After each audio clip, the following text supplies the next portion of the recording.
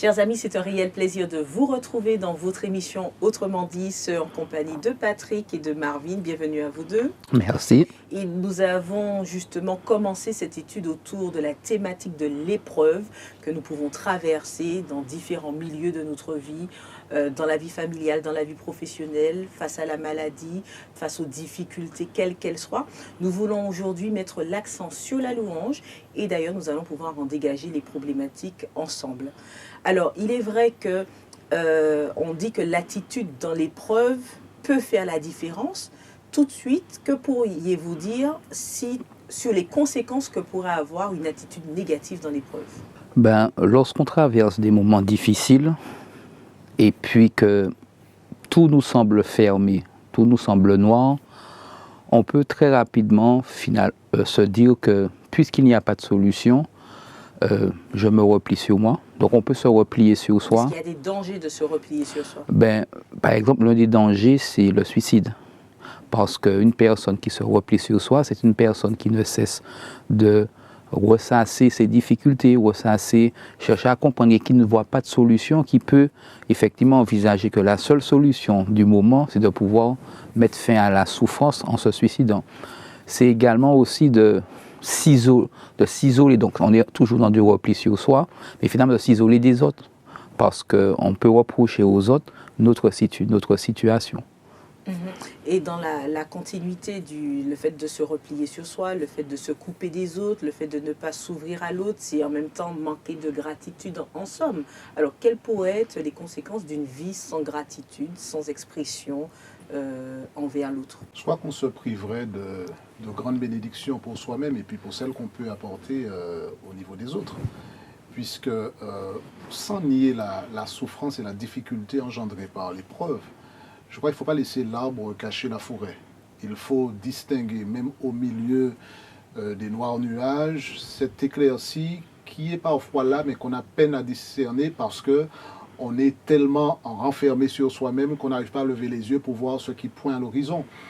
Alors, je crois qu'on se prive de cette grâce-là, de voir effectivement que, oui, c'est difficile, mais il y a une réalité que même les épreuves, les pires qu'on puisse imaginer ne pourra jamais gommer la réalité de la présence de Dieu, de sa bienveillance et de ce que, en arrivant à s'enrichir de ce que la Bible nous apporte sur l'attitude à adopter face à l'épreuve, qu'on puisse se faire du bien déjà, puisqu'on pourra résister, on pourra tenir bon, on pourra maintenir cet espoir, on pourra aussi encourager une autre personne, on pourra, par notre gratitude, remettre Dieu à sa vraie place. C'est-à-dire ne pas l'éliminer, ne pas faire en sorte que la difficulté l'élimine, mais il est bien présent. Donc, je crois qu'on a tout intérêt à apprendre de ce que la Bible nous enseigne, de ce qu'est l'épreuve, mais surtout de ce qu'est l'attitude que devrait nous inspirer. Ceux qui sont passés avant nous, les promesses du Christ, les récits bibliques, qui nous permettront d'avoir cette foi, cette attitude, cette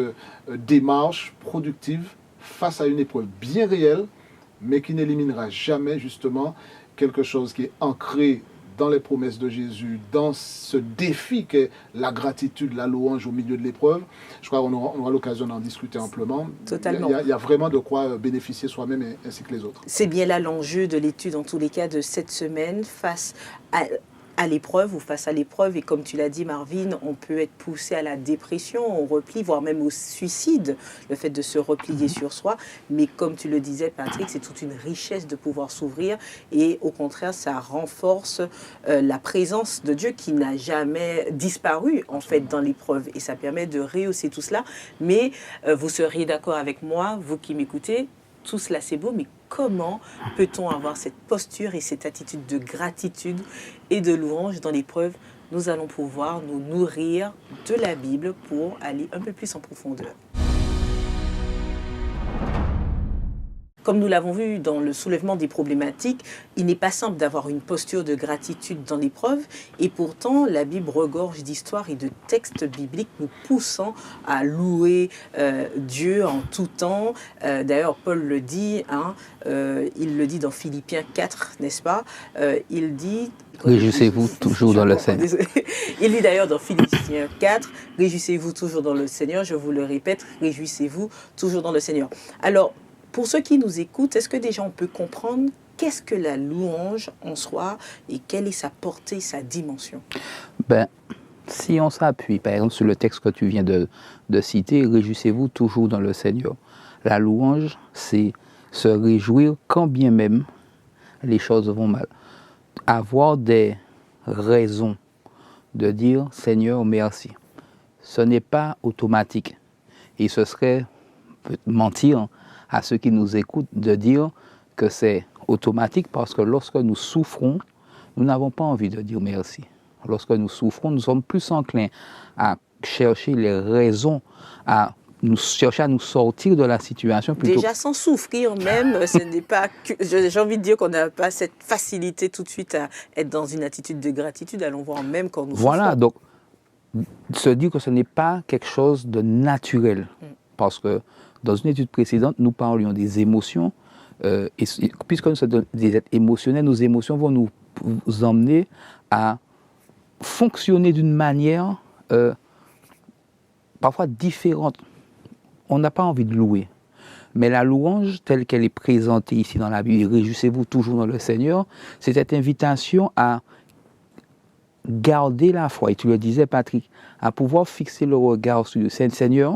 Je sais que les choses vont mal, mais je sais que tu as fait telle chose pour moi. Lorsque nous prenons par un bon nombre de psaumes, notamment le psaume 145, que j'invite ceux qui nous écoutent à lire, David, qu'est-ce qu'il va faire? Il va toujours dire, Seigneur, je te loue pour ce que tu as fait. Il y a toujours dans le parcours de l'individu, celui qui marche avec Dieu, des raisons de dire, Seigneur, même si je ne te vois pas. Après, il faut se dire que, puisque ce n'est pas automatique, il faut aujourd'hui avoir cette expérience avec Dieu, avoir une qualité de vie avec lui, pour être en mesure de se dire que même si je souffre, il est présent. Alors, est-ce qu'on peut comprendre le contexte des propos de Paul quand même, quand il dit « Réjouissez-vous toujours dans le Seigneur », je dis « Réjouissez-vous toujours » et d'ailleurs que votre douceur soit connue de tous. C'est ça. Alors, c'est vrai que j'abonde dans le sens de Marvin. La louange, en fait, c'est la réponse que l'on donne à quelque chose que l'on vit de très profond, au niveau relationnel, une expérience que l'on vit, singulièrement avec Dieu, dans le contexte qui nous intéresse. Et on est en train de parler de cette louange-là dans un contexte particulier. Paul dit dans Philippiens 4, versets 4 à 7, qui constituent un passage vraiment bien connu et qui est parfois désarçonnant, puisqu'il dit « Réjouissez-vous toujours dans le Seigneur ». Je le répète, réjouissez-vous que votre douceur soit connue de tous les hommes. Le Seigneur est proche, ne vous inquiétez de rien, mais en toute chose, faites connaître vos besoins à Dieu par des prières et des supplications avec des actions de grâce. J'ai l'impression en lisant ça que soit Paul ne vit pas sur la même planète que nous, d'accord, il n'est pas au courant qu'il y a des difficultés, ou alors soit il sait quelque chose que peut-être certains ne connaissent pas. C'est-à-dire... Et je pense que c'est là justement, il sait qu'il peut tenir ce discours-là. Parce qu'il vit quelque chose de profond avec le Seigneur, et cette réalité de cette relation profonde de foi avec Dieu, eh bien c'est le carburant qui lui permet justement d'avoir cette vie de louange, cette expression de louange, quand tout va bien, mais quand, et dans le contexte de Philippiens, il le dit parce qu'il y avait des persécutions qu'ils ont vécues. Ce que j'allais dire, est-ce que ça s'est déjà manifesté dans sa vie Alors, dans l'expérience de Paul dans les Philippiens, il y avait un contexte de persécution. D'ailleurs, on sait que Paul et Silas ont été en prison. Également, ils se sont retrouvés, on aura l'occasion certainement de parler, de vivre la louange au beau milieu de la difficulté. Donc je pense que c'est l'aboutissement de quelque chose. La louange n'est pas simplement un programme ou bien, vous savez, une application numérique qu'on a et puis on appuie sur le bouton, tiens, j'ai mal, donc je vais appuyer dessus et puis il y aura des chants qui vont, comme par magie, faire disparaître la souffrance. Non, c'est l'aboutissement d'une démarche relationnelle. J'aime Dieu, je le connais, j'ai appris à le connaître. Et quand ça chauffe et que je suis en difficulté, et ceux qui nous regardent peut-être traversent des moments ou ont traversé des moments extrêmement pénibles, comment être en mesure de se réjouir toujours? Je me réjouis non pas de la souffrance que je vis, parce que je pense que c'est plus le diable qui est derrière la souffrance, et pas Dieu. Mais même au milieu de cette souffrance-là, il y a quelque chose qui ne va jamais disparaître. La raison de ma joie, parce que je sais qui est Dieu, je le connais. Donc la louange, c'est simplement l'expression de quelque chose que je vis avec un Dieu que j'ai appris à connaître, à aimer, avec qui j'ai développé une relation. Et ça, c'est quelque chose d'extraordinaire pour ceux qui le vivent. Par rapport à l'histoire que tu mentionnes de Paul et de Silas en prison, en quoi la louange a fait la différence dans cette expérience particulièrement? Alors, cette expérience qui se trouve dans Acte 16, versets 25 à 34, que j'invite ceux qui nous regardent à lire pour pouvoir bien se saisir de ce passage. Paul et Silas sont emprisonnés parce qu'ils prêchent la parole. Paul et Silas sont emprisonnés parce que ce qu'ils disent ne correspond pas à ce que ceux qui les entourent, certains en tout cas de leurs contemporains, veulent entendre. Considèrent qu'ils disent du n'importe quoi. Et Paul et Silas, dans cette prison, vont prier et chanter. Donc ils vont élever leur âme vers Dieu et puis ils vont le louer. Ce qui va non seulement pour eux être une source d'encouragement, mais aussi pour tous ceux qui étaient dans la prison. C'est pourquoi, et puis j'imagine une source d'étonnement, parce que comment nous sommes en prison, entendons-nous à côté des personnes qui chantent, soit elles sont folles, elles ont perdu la tête, soit elles ont découvert, ils ont bu un coup en trop. Elles ont découvert quelque chose que nous n'avons pas. Donc j'imagine, quand je lis cette histoire, c'est ce que j'imagine que ceux qui étaient au sein de la prison ont été interpellés. Donc ce qui s'est passé, c'est que lorsque il y a eu ce tremblement de terre et que les portes se sont ouvertes, au lieu de s'en aller, ils ont été attirés, tous ceux qui étaient dans la prison ont été attirés vers ce lieu où ces deux hommes chantaient. Donc ça a eu comme effet de pouvoir préserver la vie du geôlier qui était prêt à se donner la mort. La louange nous fait du bien parce qu'elle nous permet en effet d'élever notre âme au-dessus de ce qui nous brise, de ce qui nous oppresse, mais également permet d'attirer l'attention de ceux qui nous regardent vers Dieu. Parce que des fois, ceux qui nous regardent ne comprennent pas pourquoi nous réussissons à garder cet état de joie, cette paix, au travers des pires difficultés. Alors, tu démontres que par rapport à cette histoire de Paul et Silas en prison, qu'ils se sont mis en louange, non seulement ça a allégé le fardeau là qu'ils avaient en les élevant, puisque tu dis que la louange élève l'âme en quelque sorte, et en plus de ça, par rapport à ceux qui entourent, il y a un impact en particulier. Et puis je veux rajouter aussi, parce que rappelons-nous ce que Jésus disait à ses disciples, lorsqu'il les envoya. Il leur dit, vous serez maltraités, on vous outragera, on vous persécutera en mon nom.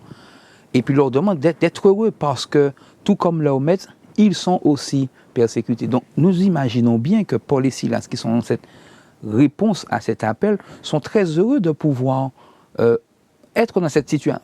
Ils auraient peut-être aimé ne pas la rencontrer, mais puisqu'elle est là et que Jésus leur avait déjà prévenu, c'est Seigneur, merci parce que si aujourd'hui nous sommes là, c'est parce que ça fait partie de ton plan. Maintenant, nous acceptons ce qui nous arrive et nous passons au-delà en chantant, en louant, te priant. Est-ce qu'il y a, à l'image de cette histoire biblique, d'ailleurs qui se trouve dans le Nouveau Testament, est-ce qu'il y a d'autres histoires sur lesquelles on peut s'appuyer pour montrer, mine de rien, l'impact de la louange quand un peuple aussi, non seulement là, c'est deux individus, mais quand un peuple aussi se manifeste simplement la présence de Dieu par la louange? Il y a de nombreuses expériences dans la Bible. Et pour faire la liaison avec ce que disait Marvin, je crois que c'est important de se rappeler que la louange n'apparaît pas subitement au moment de la difficulté. Mais lorsque la difficulté arrive, elle ne fait pas disparaître la louange qui est déjà là. C'est-à-dire que Paul et Silas n'ont pas prié, chanté pour la première fois à ce moment-là. Leur vie était caractérisée par les chants, la prière, ils élevaient leurs âmes à Dieu, ils célébraient sa grandeur. Et dans cette occasion-là, eh bien, ils continuent d'être eux-mêmes, c'est-à-dire des hommes qui sont connectés à Dieu dans cette démarche-là. Et dans d'autres circonstances, par exemple, je pense à la situation avec Josaphat, qui se retrouve face à une armée nombreuse qui mathématiquement et militairement pouvait facilement les mettre en difficulté. Et finalement, il se rend compte que... Alors, qui était Josaphat pour ceux qui nous regardent? C'était le roi qui était sur le peuple de Dieu à l'époque. Et quand il se retrouve face à ce défi militaire, la réponse que Dieu va inspirer pour ce peuple a de quoi nous surprendre et nous désarçonner. Parce qu'il est question de placer un cœur pour faire bref. Ceux qui ont une Bible pourront lire l'histoire dans 2 Chroniques 20. Et lorsque la réalité militaire s'impose à Josaphat et au peuple, la réponse ne correspond à aucune stratégie qu'un spécialiste donnerait, puisqu'il a été question de placer un cœur de louange devant, et En effet. la victoire a été donnée. Je résume l'histoire, mais ce ne sont ni les vibratos, les trémolos qui ont, qui ont fait triompher le peuple. Pas du tout. C'est simplement une manière de montrer que quand on ne peut rien, quand nos armes ne sont pas suffisantes pour nous permettre de remporter la victoire, célébrer le nom de Dieu, reconnaître sa grandeur, dire qui il est par le chant, par la prière, est une formidable manière d'invoquer le nom de celui qui est tout-puissant.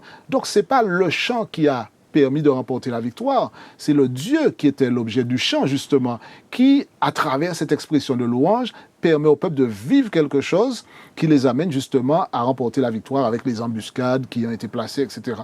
Donc je considère que la louange, pour qu'elle ait vraiment sa raison d'être, ne doit pas être quelque chose de magique ou d'artificiel. C'est-à-dire, tiens, je suis en difficulté, je vais chanter un chant. Et ce chant-là, c'est comme si c'était le Sésame ouvre-toi. C'est pas de la magie. On est dans du relationnel. C'est-à-dire que je peux chanter tous les chants de louange qu'il y a dans le répertoire, dans les cantiques qui sont connus, et puis rien ne se passe. Parce que je ne connais pas le Dieu dont je parle dans le chant.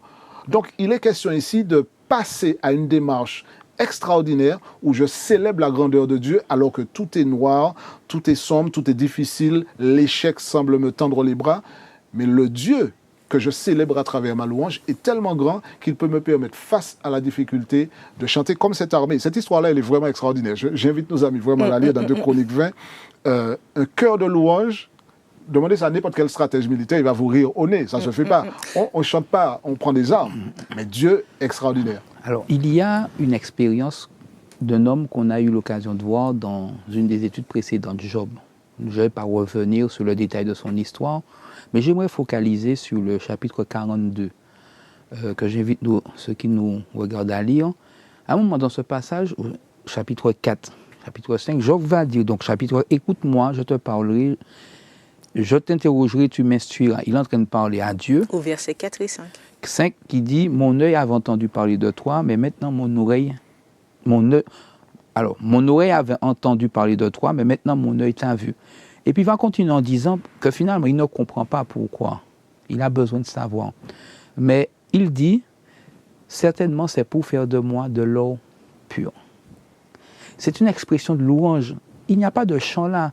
Il y a simplement une confiance en un Dieu qu'il connaît, qu'il côtoie, avec qui il a un relationnel quotidien, qui aujourd'hui semble être lui jouer un tour. Il dit, Seigneur, même si je ne comprends pas, merci. Parce que dans cette difficulté, je sais que tu cherches à faire de moi quelqu'un de meilleur. Voilà une expression de louange dans la difficulté. Quand j'ai lu ce texte, je me suis dit, Seigneur, est-ce que je serais capable, comme Job, de dire ça? Parce que comme tu disais, parfois on pense que la louange, c'est chanter. La louange, c'est tous ces programmes qui sont de louange que nous avons. Non, la louange, c'est vraiment l'expression de la confiance en Dieu. Et peut-être que celui ou celle qui nous écoute aujourd'hui en a assez de souffrir.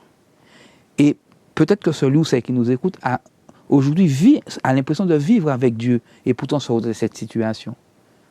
Job a mis sa foi en Dieu quand ça allait bien, mais quand ça allait mal également. Et c'est pourquoi nous sommes invités, au travers de ces différentes expériences, aussi à tenter le pas. Alors, venons-en justement à la dernière partie de notre étude et de nos échanges, c'est-à-dire les clés pour aujourd'hui afin de dégager des astuces peut-être un peu pratiques pour ceux qui nous regardent pour réussir à avoir cette posture dans l'épreuve. Alors, nous l'avons bien compris dans la partie précédente par rapport aux expériences bibliques de Paul, de Silas, du peuple, de Josaphat et autres. En tout cas, Patrick, tu as dit que ce n'est pas du jour au lendemain qu'il s'est mis à chanter là, comme ça, dans l'épreuve, mais que c'est plutôt une continuité par rapport à sa relation avec Dieu, que dans l'épreuve, ça n'a fait que surgir également comme ça peut surgir à d'autres temps. Par rapport à une personne qui nous regarde là et qui a le cœur amer, qui est dans une situation de repli, pas parce qu'elle le désire, mais c'est que la souffrance est trop lourde en soi. Qu'est-ce que vous pourriez suggérer pour l'aider justement à adopter, à tendre vers cette attitude proposée par les différentes histoires bibliques que nous avons vues, qu'est-ce qu'elle pourrait commencer à faire?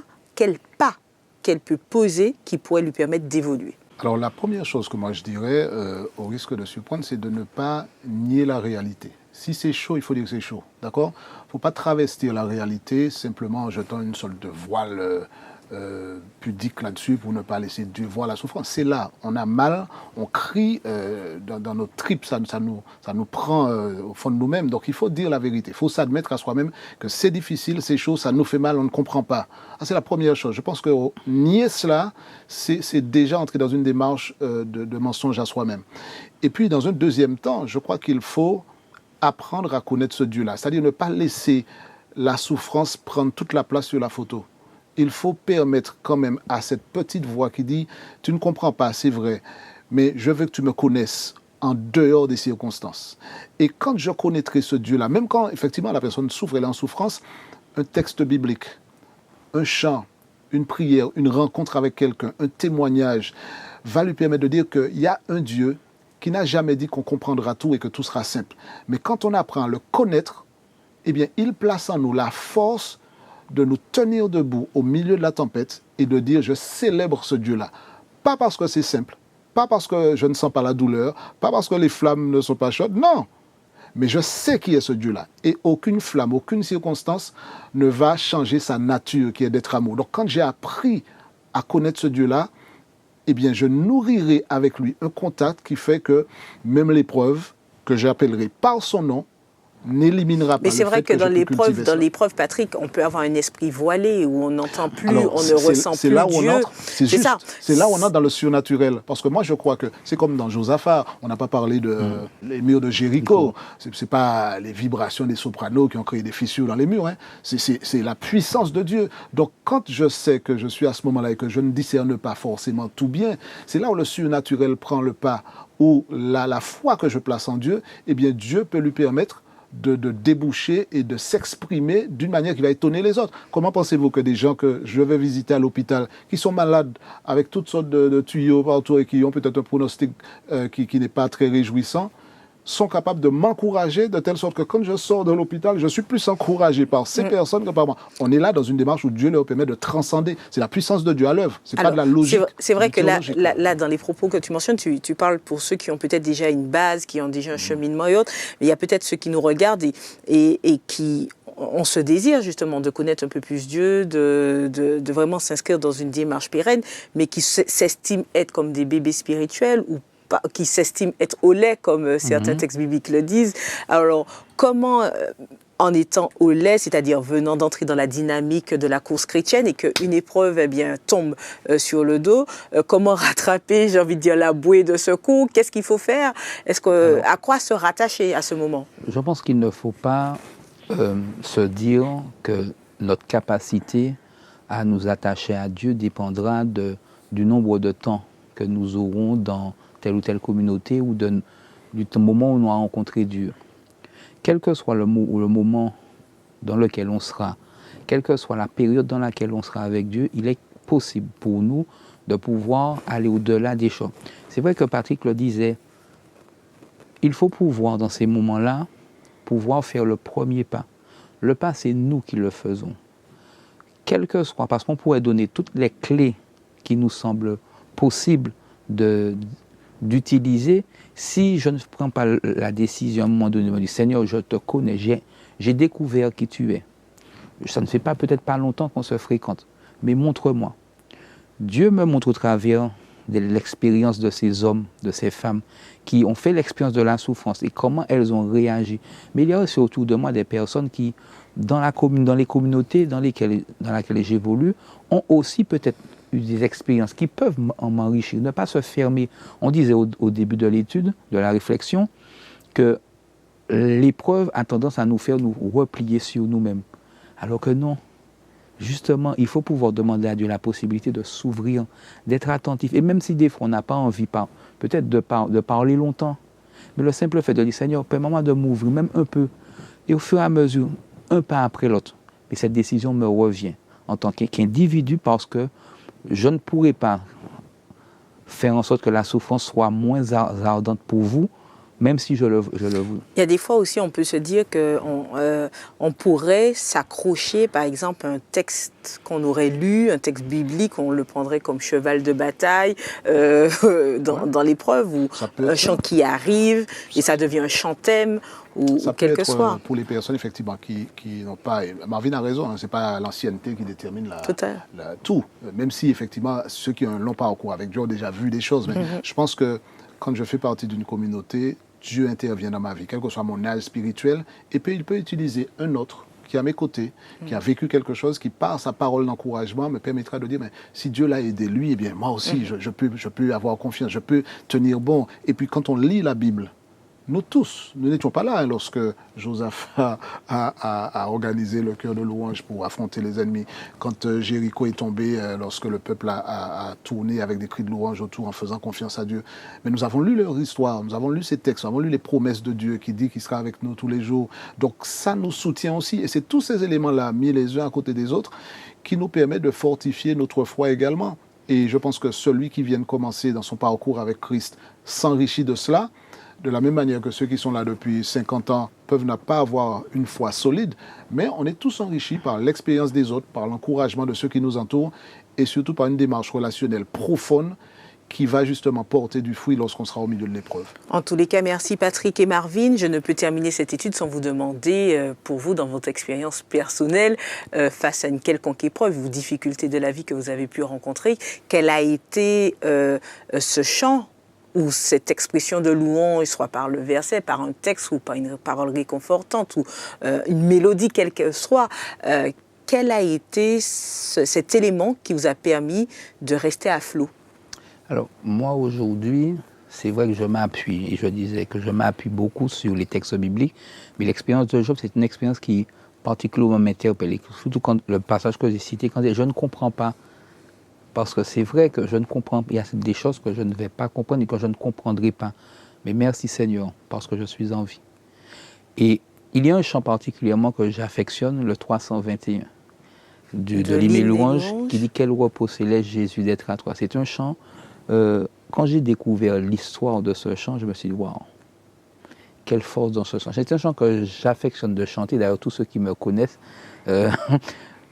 savent que je ne me rate pas une occasion de le chanter. Mais je me dis... Parce qu'à toi pour la vie et la mort, quand même, le texte dit. Oui, mais le texte surtout dit que Seigneur, en toi, je peux avoir cette paix. Je me dis, Seigneur, aujourd'hui, peut-être que la vie semble m'épargner. Mais Seigneur, viendra un moment très certainement où les choses seront beaucoup plus difficiles. Permets-moi non seulement d'apprécier ce chant, mais de l'intégrer aujourd'hui et de comprendre que, oui, lorsque les bagailles sont chauds, ou qu'il a épimé. Ok, et toi Patrick? J'ajouterais simplement. Alors, je n'ai pas forcément de chant ou de texte précis, c'est plus une sorte d'éventail d'expériences, mais ceux qui me connaissent bien savent que j'ai des problèmes de vue et j'ai eu de gros défis au niveau ophtalmologie. Et c'est quand j'ai commencé à avoir des difficultés à voir que j'ai commencé à voir vraiment. Et c'est là que j'ai commencé à voir qui est Dieu. Dans certaines épreuves que j'ai traversées, mes yeux ont été ouverts pendant qu'ils se fermaient justement, et que ma vue était en train de prendre un coup, j'ai commencé à voir autrement. Et j'ai rencontré vraiment Jésus pour une nouvelle fois, de manière nouvelle. Et quelle que soit la température et quelle que soit la luminosité, je sais qu'il est là. Il y a un chant qui dit « non jamais tout seul ». Donc j'ai appris à réaliser, à intégrer que je ne suis jamais tout seul. C'est pas simple. Et je suis un farouche partisan de la vérité des faits. C'est dur, je vais dire que c'est dur. C'est compliqué, je vais dire que c'est compliqué, mais je sais qu'il est là. Même si mes yeux ne le voient pas, je sais qu'il est là. Et je sais que l'histoire, elle se termine comme le livre le dit. Et ça me donne un courage extraordinaire pour avancer, parce que je sais comment le livre se termine. Je sais, je connais la fin de l'histoire. Elle est comment la fin? Extraordinaire. Rendez-vous là-haut. En tous les cas, merci Patrick pour ce partage. Merci Marvin également. Merci à vous d'avoir été des nôtres. Ce fut un plaisir en tout cas de partager cette étude avec vous. N'hésitez pas à liker cette étude, mais également à la partager si elle vous a fait du bien. Elle pourrait bien faire du bien à d'autres. Nous vous disons rendez-vous à un prochain numéro d'Autrement dit avec plaisir.